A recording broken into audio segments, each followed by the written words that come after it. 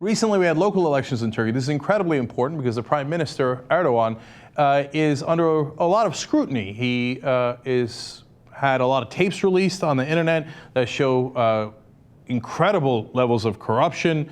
And he says, of course, they're all doctored and edited. Of course they are. But just to be safe, he warned about the evils of YouTube and Twitter and banned them. So if you can't ban the tapes, well, you ban the social media where people are viewing them. So that was part of his issues. Of course, there was protests against his government. But don't worry, because it turns out that he won the elections. So everything's going to be fine. Now, what's interesting, though, is that in the middle of the elections, there was massive power outages throughout the country, including in the 3 largest cities.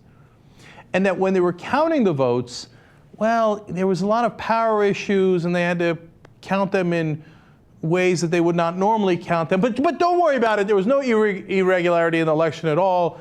And it was all an unbelievable coincidence that it happened all across the country on the same day, which had just happened to be election day, which happened to affect the vote counting. But I'm sure there's no irregularities. Now, where in the world does a cat come into this story?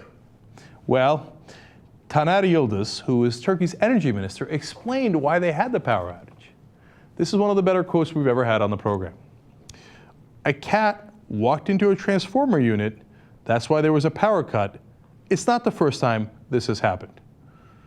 No, wrong. It probably is the first time it's ever happened. That a cat caused an outage all over Turkey. They said, wait, okay, that's one place. Well, how about the other places? He went on to say, electricity cuts were reported outside of the capital as well, which Yıldız attributed to bad weather. Well, you see, we had a little sprinkles in Izmir. We had a cat in Ankara. I hear there was a parrot in Istanbul that did something. I can't quite tell. It's a shame. Of course, there were protesters that came out and started chanting, "Thief Tayyip." Tayyip is the first name of the prime minister. And then, of course, we had the standard response from the Turkish authorities. Police forces responded, as the Huffington Post explains, by using water cannons.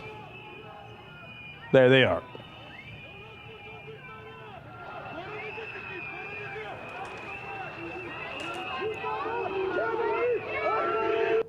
Well, look, if you've got democratic protests, obviously the only solution is water cannons. And then on Twitter, despite the fact that it's been banned in Turkey, of course, there was a judge who overruled that, but it's going to take some time to reinstate it if he can. Twitter, a hashtag popped up, hashtag kedi lobisi. I will translate that for you. It's a rare situation where I could use my Turkish. It means hashtag cat lobby. Might have something to do with the results of the election. Now, let me show you all the places where cats walked into transformer units in Turkey. That's an awful lot of cats. I don't even think a cat lobby could do that. Perhaps a cat army.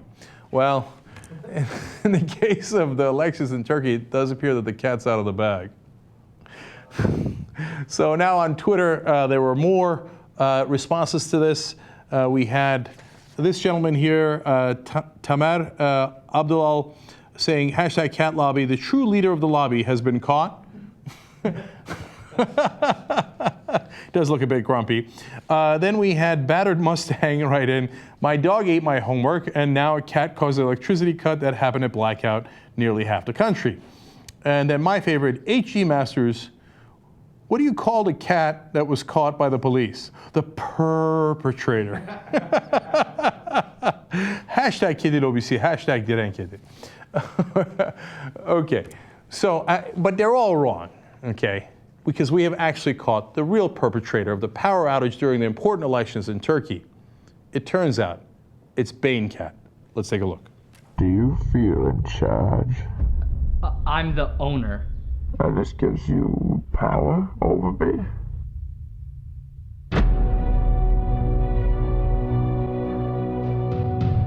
Oh, you think darkness is your ally?